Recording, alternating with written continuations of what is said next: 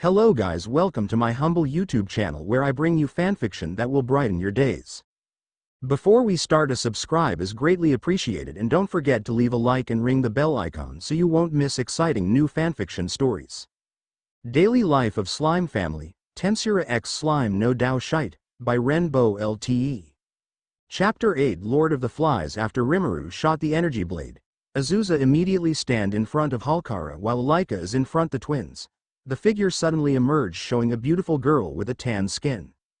Allow me to apologize properly for intruding your house. This one is called the Lord of Flies since I can turn to fly. I am Beelzebub. Rimuru.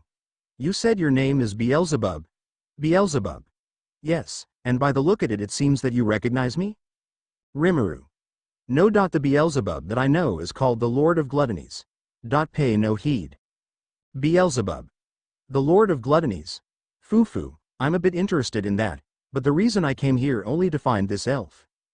Azusa, hearing this, seems a bit annoyed since she has regarded Halkara as her disciple, but this demon just ignored her. Azusa. Hey, aren't you ignoring something? This elf here is my disciple. Isn't it common sense for you to greet the master first? Beelzebub. Witch of Plateau. This is none of your concern. Move. I just wish to talk to elf right there. Halkara, hearing this, suddenly spin her head on how to survive. Halkara. This elf is just a dust in front of great Beelzebub Sama. Rimuru, hearing this, becomes somewhat angry at Halkara. Rimuru. Hey you. Don't you dare slandering the elves like that. Less than. Master. Greater than Halkara. I'm sorry. Then Azusa, speak up. Azusa. Shut up both of you. And Beelzebub, you hear that? My disciple doesn't want to meet you, so go back home. Beelzebub. Being told like that make me don't want to go home. Witch of the Plateau, how about a little match? I'm getting rusty by all the work at office after all. Azusa. Who? Well then, let me show you why they call me the strongest witch. Azusa fly quickly to outside waiting for Beelzebub to come. Before Beelzebub go, she cast a glance at Rimuru. Beelzebub. You don't want to help your wife? I don't taking both of you hoo-hoo. Rimuru. Ha ha ha, no need for your concern, my wife is stronger than you think. Beelzebub. Really? That's boring, Rimuru. And one more thing. Don't you ever underestimate the Tempest family, okay? Beelzebub. Ho, this guy sure know how to talk. Without saying anything else, Beelzebub flies straight to Azusa, who has been waiting. Beelzebub. Your husband sure irresponsible, to let his wife fight against elder demon like me. Azusa. Stop talking, get moving. At the moment she announced that, Azusa quickly close her distances at Beelzebub, and try to land a punch. Azusa. Which punch? Beelzebub tried to block it with one hand, but that's not enough. As she received the punch, she immediately blow away. Beelzebub. Grr, what power?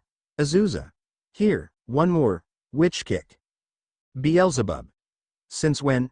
Beelzebub, since surprised by Azusa's speed and at the same time receive a sidekick at her right abdomen. Beelzebub. Gah. Beelzebub actually is on par with Azusa on term of strength, but she underestimate her opponent. Beelzebub. I surrender. Azusa. Nuclear strike magic. Nuclear cannon. Before Beelzebub can surrender, Azusa launch her nuclear strike magic, which she has been taught by Rimuru. Rimuru. That's enough.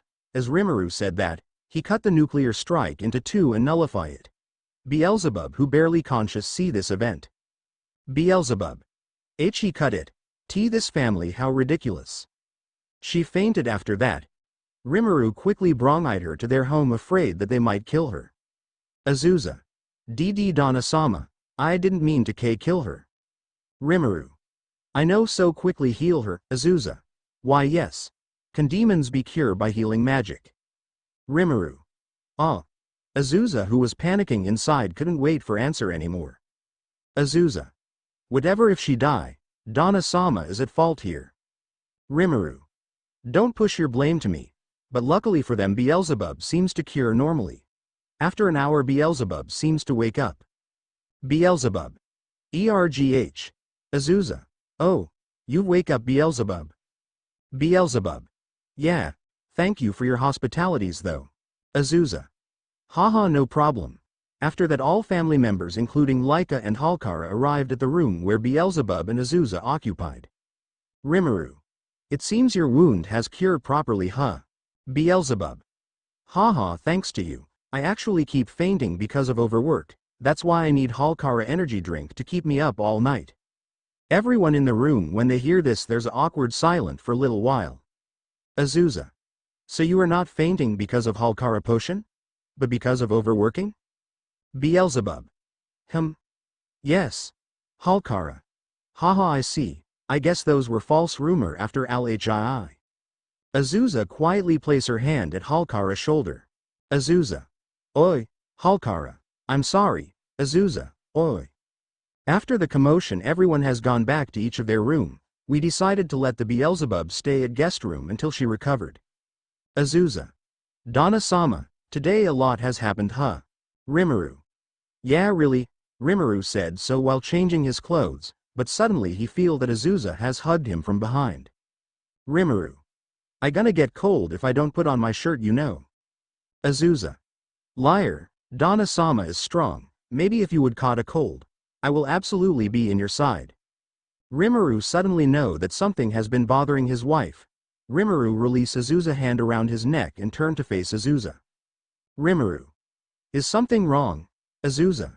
Don't you think there's too many girls in this house? Rimuru. What are you talking about? 2 of them is our daughters, while the other 2 is our disciple. Rimuru said so while giving a forehead kiss to Azusa. Azusa. Because you made me so in love with you tonight, I'll allow it. Rimuru. Oh, really, Azusa? Yeah, and their long yet beautiful night begin. Chapter 9 Goddess Observation. In the heavenly realm, where all the gods from this world resides, there's one particular god, or more accurately it is a goddess who have been in charge in reincarnation. Goddess. It should have been for a while since I reincarnate someone from other world, huh? The goddess have been bored lately since there's nothing to do. Her jobs is to make sure the reincarnation cycle in this world work properly. The only things where she have to do herself is when there's wandering soul from another world. Goddess. Oh, the last soul, if I remember correctly, is around 300 years ago. She must been dead if that's the case. Suddenly the goddess seemed to remember something. Goddess. Holop. Hey, you over there, what's your name again? The goddess called the angels. Every gods in every department have angels as their workers or messenger to lower world. Risha. Yes. Goddess Sama. My name is Risha. Goddess. Ah, yes, you. Do you remember? What's the last wish of the soul that have been reincarnated here from other world? Risha. Yes, Goddess Sama. If my memory serve me correct, it should be immortality. Goddess. Oh, that's right. Good work, Fisha. Risha. It's Risha. Goddess. Ah, yes, Zisha. Forgive me, Risha. Forget it. The goddess then proceeds to do her own works. Goddess. Immortality, huh? I'm curious what she have been doing. The goddess then proceeds to use her authority to observe the mortal. Goddess. Ah, yes. That's it. She still living in that house? For 300 years? Well, it seems like the house got bigger. The goddess proceeds to observe into the house, and then she quite shocked. Goddess. There's dragon, spirit, elf and the scent of demon. How in the world that a single house affords so many species? The angels nearby seems to notices the goddess shock and quickly circling her. The angels. Goddess Sama, is something bothering you? Goddess. Look at this. All the angels seems shocked, but not to the point it is unreasonable, so they couldn't understand why their goddess take it as such a big deal. Risha. I don't see any problem with that. Goddess. I'm sorry, I thought you guys never seen anything like this, haha. The angels. Don't treat us as like a country bumpkin. All the angels then continues their work, after slightly irritated, only leaving Risha is by her side. The goddess continue observing, then she finds the dragon is training with a sword. Rimuru. This morning as usual, Laika have me as her sparring partner in sword duel. She has been insisting that she want to learn sword art from since she has no form of self-defense in human form. Rimuru. Laika, I thought I has already teach you how to use flash step, right? Laika. I'm sorry Rimuru-sama, I just couldn't get used to it. I sigh. She really has been poor regarding footwork art, but on contrary with her footwork, she excelled in both technique and aura control. She really caught me by surprise when she imbued her sword with flames. And today is another day where she failed to grasp the footwork that I teach. Rimuru. Listen Laika, forget about your walking style while in dragon form, forget that you can fly, focus solely on your feet. Laika. KGHH. Yes, Rimuru-sama. When I lost in my thought on how to teach Laika, Seal told me something surprising. Less than master, I've caught a presence that been watching us, no hostilities detected greater than. Rimuru. TCH. Laika hearing Rimuru clicked his tongue suddenly panicked. Laika. Master, have I disappointed you? Rimuru. Nah nothing sort Laika, for now go back home or Azusa will be angry. Laika. Yes. After Laika returned to their house, Rimuru asked Seal to analyze where the gaze come from. Less than master, the direction of the gaze seemed to be from heavenly realm of this world, and the only who can do that is probably a gods greater than. Rimuru seems to be slightly pissed since from his experience nothing good come out when it involves a being like gods or angels. Hell, even the church itself is a problem. Rimuru looked back at the gaze with full of murderous intent and seemed to muttering something. The moment Rimuru release his murderous intent, the sky itself seems to collapse. Rimuru never been this aggressive before, but this time he had a wife and children. He never tolerated the potential enemy that may harm them. Heavenly Realm. The goddess continues to observe the dragon with Risha while laughing at the dragon that couldn't use the footwork properly. Risha. Goddess Sama, it is no good to laugh at someone effort. Goddess. You are too stiff Tisha, is not like they will do anything to us, more like they can't right?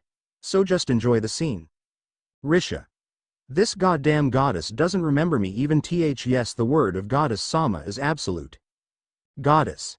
Stop Gisha, you mixing your thought with you speech. Risha then silently repent her blunder. They continue to observe until the dragon returned to her home and suddenly. Goddess. Hey Yisha, that guy is staring at us ain't it? Risha. No way it could be possible goddess Sama. Then, when the guys stare at them he muttering something at the same time, the whole heavenly realm seems to be under the enormous pressure that seems to be killing them. Goddess. GRRHH, WW what is this? Risha. Ha, ha. Angels 1. HH help me, Angels 2, collapse. This pressure seemed to distorted even the heavenly realm space, many angels collapse, Risha and some high-ranking angels seemed to desperately try to breathe even thought they never breathe as an angels. The moment later the pressure gone along with observation screen. Goddess. TT that guy, what did he do to us, and he seemed to muttering something earlier. Goddess said so while the expression of fear still in her face. Then Risha who is still crawling try to get up tell her. Risha. Ha. Ha. He says, do it again and I will bring destruction upon yours. If I'm not wrong, goddess. What the hell? Is that guy? Risha. How can mere mortal? After that day, the heavenly realm know to never touched or watched the house at the plateau if they doesn't want to be destroyed but unfortunately, even amongst gods. There are some fools who think otherwise.